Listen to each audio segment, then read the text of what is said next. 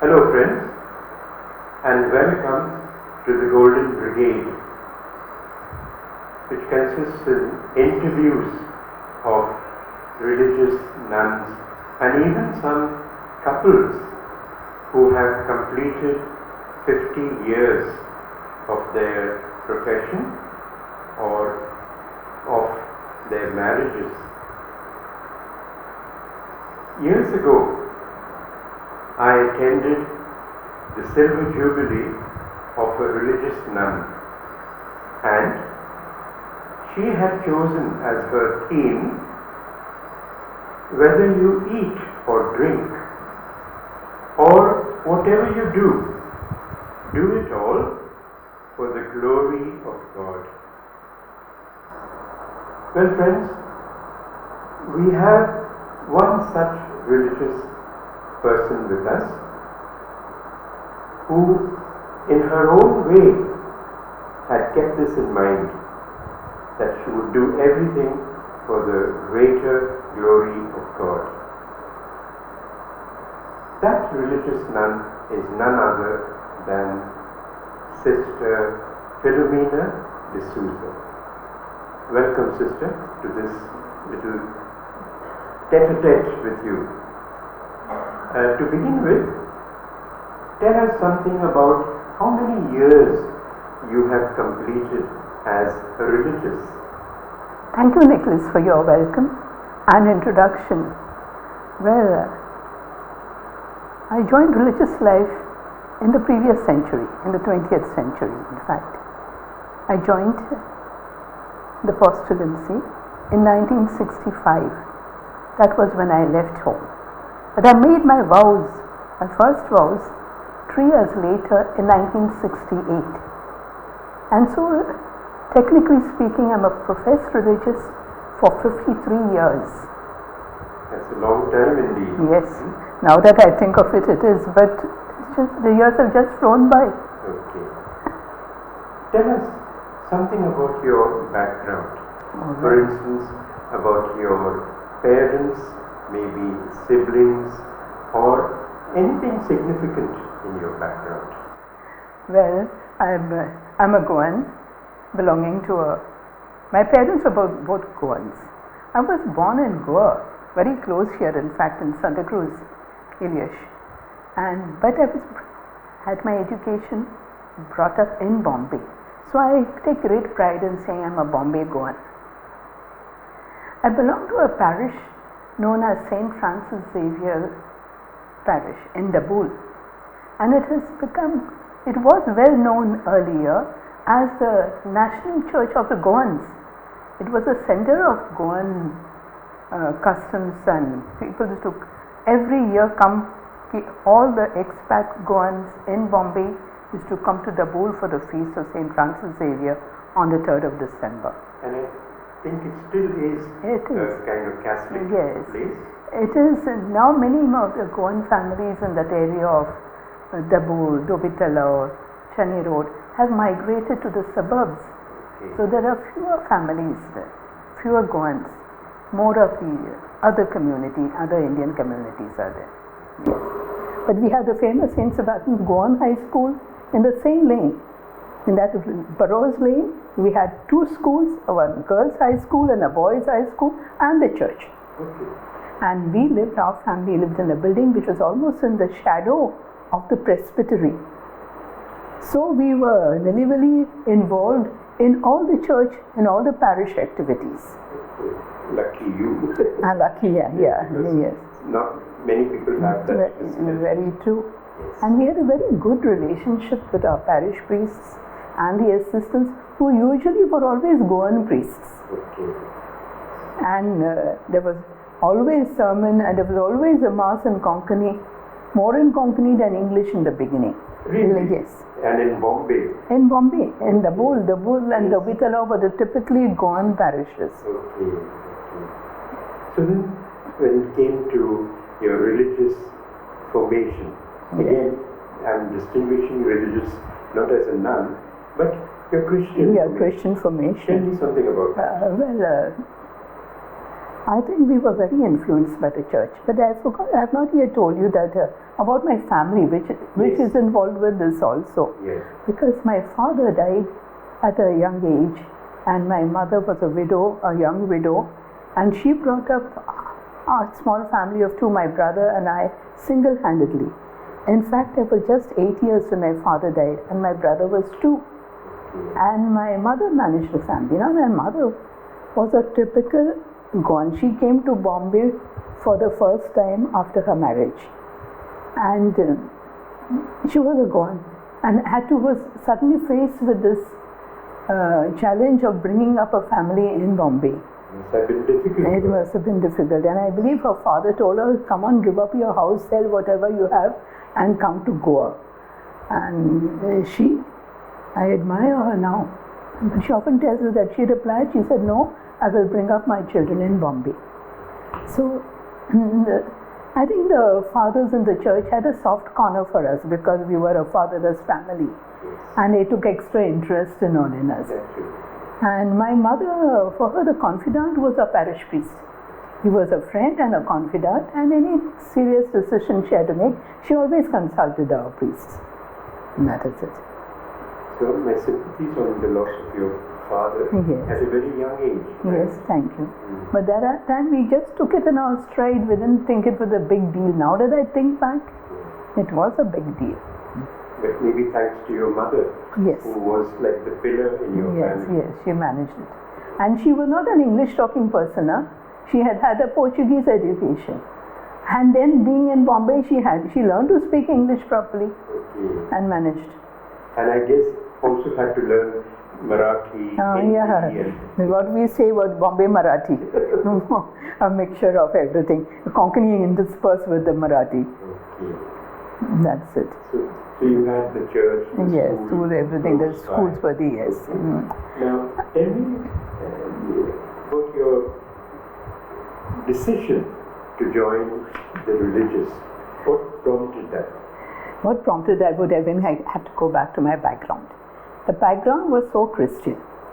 And we all belonged, 3 of us, my mother, my brother, and I, were a very close-knit family. And each of us belonged to some church association or the other. My brother was an altar server, my mother was a member of the Sodality, and I was a member of the Legion of Mary.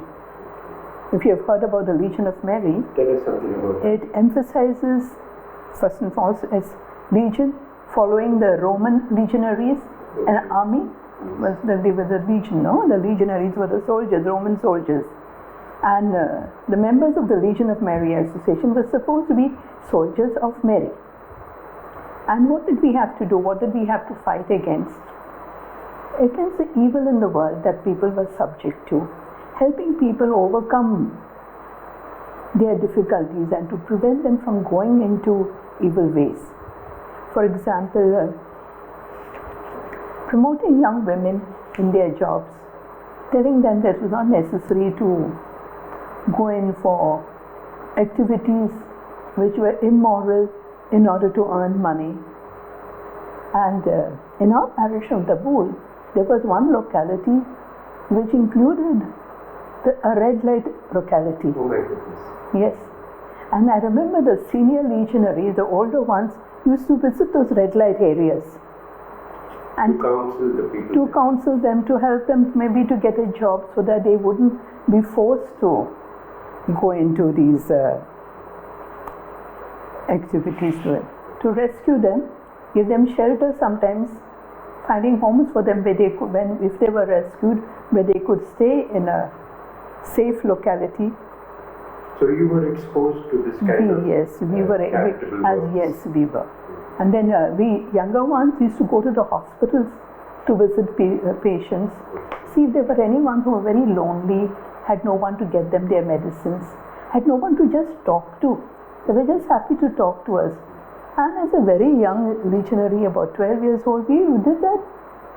It came naturally, and the seniors' daughters trained us. And that must have been the stepping stone Exactly. to choosing a religious vocation. I think it was a background to learn we need people, and people needed us, and we could be an important source of revitalizing the lives of people. So you never thought of marriage? No. Religious life was in the background. Okay. It was not a certainty that I would definitely, but the possibility was always there. And proposals must have been... Proposals came later now, that's another story. Because though religious, I had the idea of being a religious in the background. One thing I was sure of, that I would not go into marriage unless I was sure that I would not be a religious. Oh. Okay. That much I said the first preference goes to Christ. Okay. And I remember once when an uncle brought a proposal, I just refused to go and see the person concerned. And my granny was saying, hey, the uncle will get very angry, he'll be very upset. And he is told that promised person is bringing you and all. I said, nothing doing, I'm not going. Not going. And then he said, and then my granny and all was saying, if you get married now soon, it will be a support to your mother. And a man will be in your family and all those kind of. It is a natural way of thinking. Yes. I don't know why and now that I think back, how could I have been so adamant in the face of all those relatives pressurizing me? I don't know. God had a plan for you. But I stuck to that decision. And not other. Yeah. Now, at the back of your mind was a kind of religious. Yes. You must have had many choices in religious life, but you ultimately chose, or I should say primarily chose, the DHM, the Daughters of the Heart of Mary. What attracted you? That's an interesting story, because I had known nuns all along. I studied in a school which was managed by nuns. Again in college there was another set of nuns. And finally the third thing, I was teaching in a school where the nuns were not the administrators, but they were teaching. So I had them as my friends and companions. So I had 3 congregations which I knew well. But I joined a 4th. None of those first 3. Man proposes and God proposes, yes. The first 2, where I studied in school and college, I was not very interested in them. But the third one, where I had friends and companions who were my fellow teachers, so possibly I thought I would join them. I almost joined them. But at the last minute, I changed my mind. Because I knew about the Daughters of the Heart of Mary. I had a friend there. But then somehow I felt maybe they didn't want me there or something. Some silly thought came to my mind.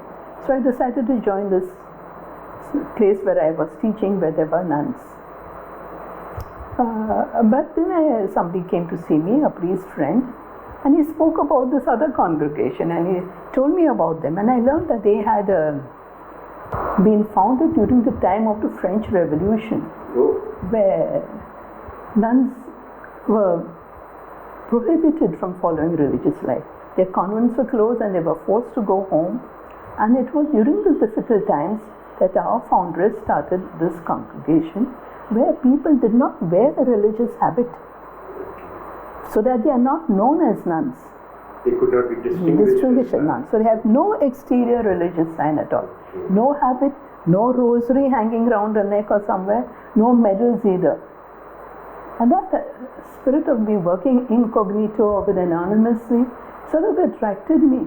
And in spite of all those living conditions, a deep religious, spiritual life, and a deep sense of service to the people who needed it. And again, no common life. At that time, they were living in their own families or on their own.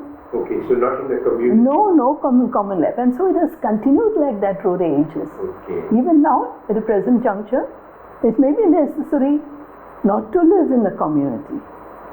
And this practice has always continued. So that is what attracted you? That was the change, the different kind of religious life attracted me. And maybe it gave you a chance to be with Mum. It would have given me a chance, but at the moment of joining for the formation, I had to join.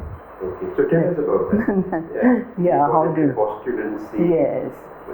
Pre-novitiate, novitiate. No. In our congregation, we didn't have a pre-novitiate. Okay. We had a postulancy, we had a novitiate, and we had a juniorate. Okay. But the postulancy did not keep you secluded from other people. For instance, I did my MSW training while I was doing my postulancy. Oh, is that so? Yes. That's unique. Yes, most congregations seclude them Yes, from their yes. everything else. Yeah. So while I was doing my postulancy, just 1 year, while I was doing that, I did my first year MSW. While I was doing my first year novitiate, I did my second year MSW and went out on field work. And on field work, I used to go to the red light areas also. And no one knew you were a Nobody nun. knew I was a nun. I went out like with the other students. Yes. Nobody. And the people never knew that I was even a Catholic because I never wore anything. And how many years are these phases? Postulant, Okay. novice, and so on. Well, in our congregation, the postulancy lasts 1 year. Okay. Novitiate 2 years. Then others may have a juniorate or not. It depends. And what do you do in the juniorate? Juniorate, it's mostly studies again, Okay. religious studies. But the third year, the second year of the novitiate is secluded. You have to have a more rigorous, what's called a canonical year, where we had all kinds of religious studies, a more deeper study of religious life itself. And that for my second year of the novitiate, I was sent to our mother house in Paris. Oh, Yes. so you're lucky. Yeah. Lucky, I don't know if I was lucky because I didn't want to be out of Bombay. For me, being in Bombay meant that I would be close to my family, Yes. to my mother and my brother if they needed me. But for a very strange paradox, I have spent more years as a religious out of Bombay than in Bombay. Okay. Though one of the very faint reasons of one joining in this was also that I had a novitiate in Bombay. Okay. But then God uses means which we do not, which is like to bring us to Himself in any way. So then you did your juniorate, I'm sure. Yes, I did my And junior. after that, you spent a number of years, and then came jubilees. Before the jubilees are just transient things. Is it? I don't give much emphasis to jubilees. Okay.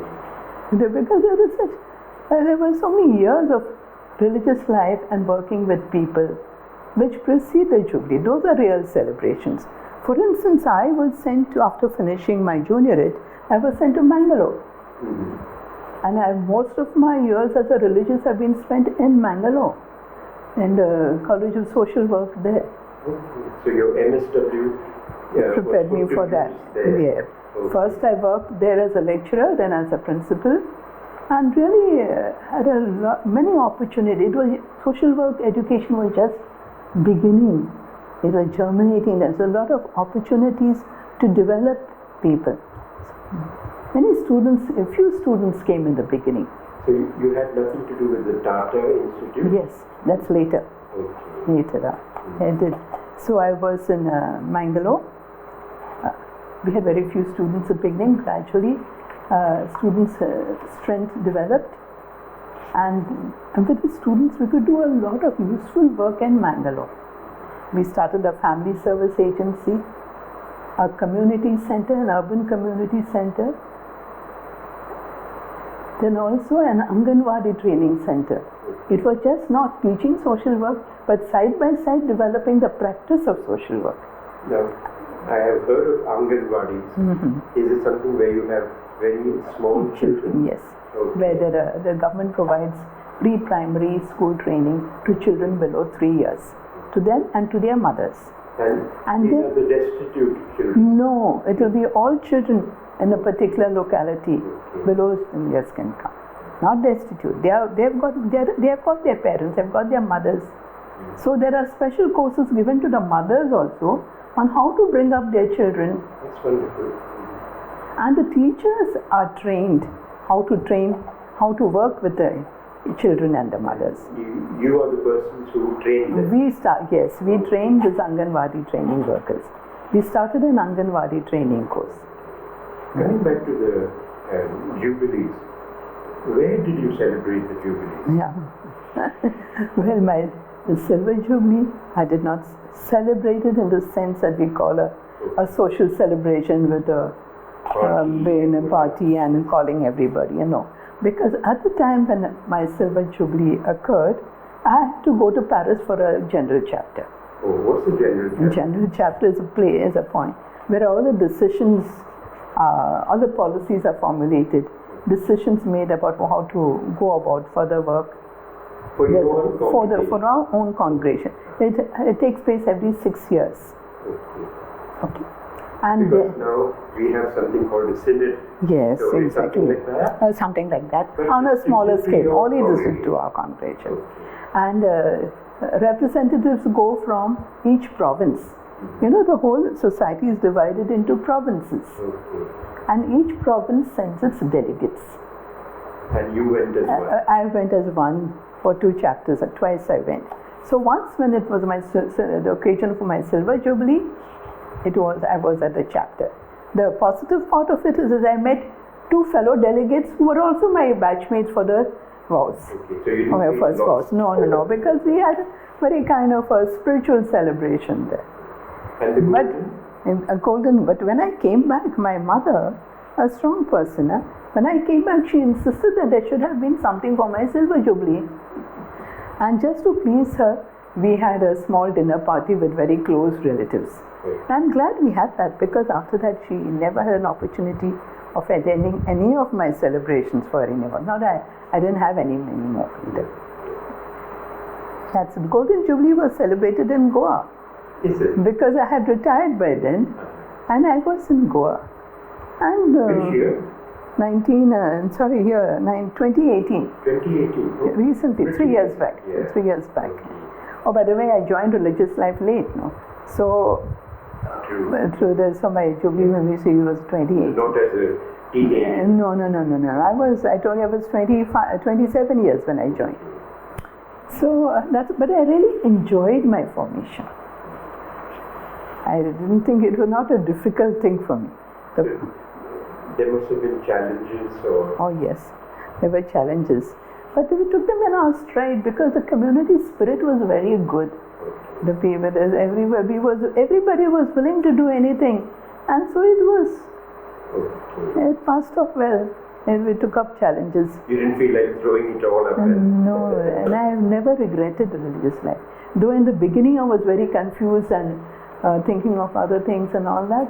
Once I joined, it was smooth sailing. Well, but later on there were challenges. As I told you, the first day when I joined, my novice mistress, I believe, had told me that you take a nap now. I'd gone and joined in the morning, take a nap after lunch, and afterwards we'll meet at 3 o'clock and we'll give you some instructions. And I went for the nap and slept through it soundly, and she came to wake me up and found me fast asleep and felt sorry for me and said, let me sleep. And when I got up much later, I said, why did you wake me up so you were sleeping so soundly? So I let you be. Like a little baby. Yeah. And that signified that it was the end of all my confusion and all the turmoil that I had about making a decision. Like certain doubts you might... Whatever thing, should I go, should I not, or whatever. It was never where I should go. It was always, should I go? Okay. That is the thing. But this is all just vanished. These doubts. So then, from that time on, you had several things to do. What services have you rendered, which you can specify? Yeah. I've been more in the academic field. Okay. Okay. Then later on You spoke of Mangalore.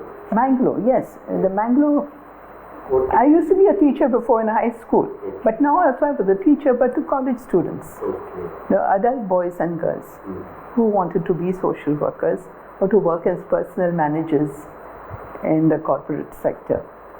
So they were teaching the young adults was quite a challenge. Okay. And But you were principal also? yes, principal also. And it was a little difficult because in Mangalore everything was in the Kannada medium. Okay. Administration was in the Kannada medium. And you Dealing with Kannada? I learned a little Kannada, swalpa, a little I can say. But I managed. I had a good staff who would translate all the rules and regulations to me. It was, I could speak a smattering of Kannada, but to read all those policies and rules and regulations, I had to depend on others. But what was good in Mangalore was that there was a very good principals association. And they looked into the nitty-gritty of all these rules and advised us about what should be done and how it should be done. This cooperation takes you very far and makes you work. Which is a plus point. Really, it's a plus point. And as a principal, you must have had to interact with also other provinces. Other provinces in what we mean of the DHM or DHM provinces to a certain extent. Okay. To a certain extent, not much. Somehow we were left to ourselves only. They said because each state had its own rules. Because I do know that you also have what are called provincials. So, did you ever have a post as a provincial? Or did you serve as a provincial? Yes, I did, as for temporary for some time. Now we are jumping very many things. And so I did my doctorate in Tata Institute of Social Services. That gave me an opportunity of visiting schools of social work, institutions giving social work education all over India and in different situations. I could incorporate some of the things that they were doing. And so it was a lot of pioneering activities and challenges to be faced in Mangalore itself, because the profession itself was a new profession. So that then afterwards, in our society there is this, after my retirement, I was appointed to be animator of our community in Bombay. So I was in Bombay and I was happy to be in Bombay. But you know that I have told you earlier that in our society, I don't think I mentioned it to you right now, that we have the possibility of living with our families in case they need it. Okay, so when I was in Bombay, my mother was now 83 years old and living alone. While I was in Bombay, I visited her often and but when she was 93, I decided that it was not fair to let her live alone. So I requested permission and got it to live with my mother. So when my mother was 93, I had finished my term of being animator in Nirmala Niketan. I was not given another assignment in the province, but was allowed to go and stay with my mother. I belong to the South province, India South. I was in the North. I belong to a local community in Bombay while staying at home. Now during that phase of staying at home, they needed a provincial for India South and asked that I take over that responsibility, which I did. So from my home in Bombay, I was in charge of the province of the South. And now that I think of it, I think we managed like how we are doing everything online now. That time I was communicating with all the superiors and all on the phone and telling them things, but visiting them physically, that I did. Would you like to share a message for youth? Yes. I was thinking about it. Why are there fewer vocations? Very often people think, young people nowadays think, oh, religious culture, that's not for us. I would say don't brush it off just like that, thinking it's not for us. Give it a more serious thought, second thought. The call may not come to you in thunderous noise, because God doesn't shout his messages. He speaks often in a whisper. And we may think that whisper, no, it's all nonsense, my imagination working. I say, give it a second thought. Maybe that's really a call, and maybe it's meant for you. So be open to a vocation. Be open to the possibility. Think about it. Talk about it to somebody who knows. And maybe you're being called. So be generous. Sometimes people are afraid, oh, if I'm really called and if I don't go, something bad may happen to me. Or something bad may happen in my family. God is not revengeful. He will never be upset about you not going. You remember the story of the rich young man in the Bible? Yes. Who didn't go, and he was sad, and Jesus was sad that he went away. But nothing ever happened to the rich young man.